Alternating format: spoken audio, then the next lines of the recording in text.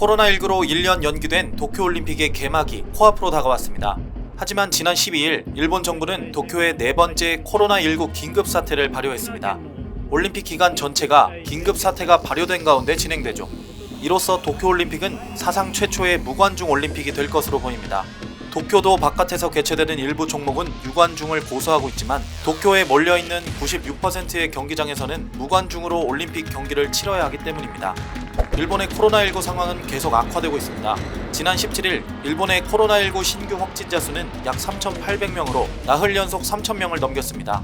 이 중 올림픽 경기장이 몰려있는 도쿄도의 신규 감염자만 1,400여 명으로 6개월 만에 가장 많은 수치를 보였죠.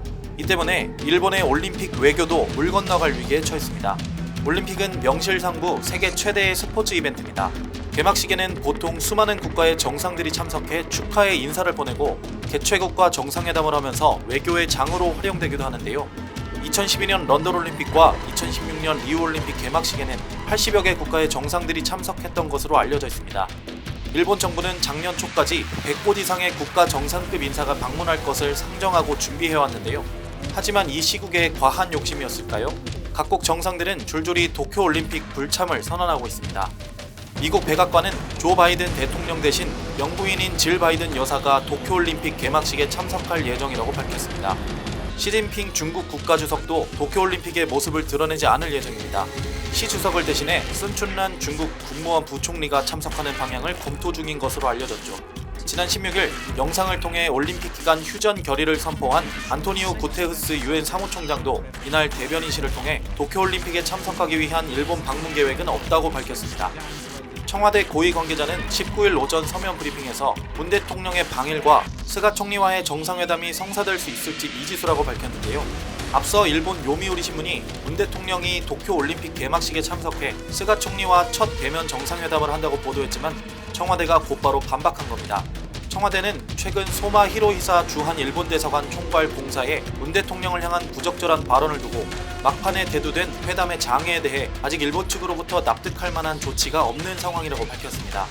결국 현재까지 개막식에 참석할 의사를 밝힌 세계 정상은 차기 올림픽을 개최하는 프랑스의 에마뉘엘 마크롱 대통령이 유일합니다.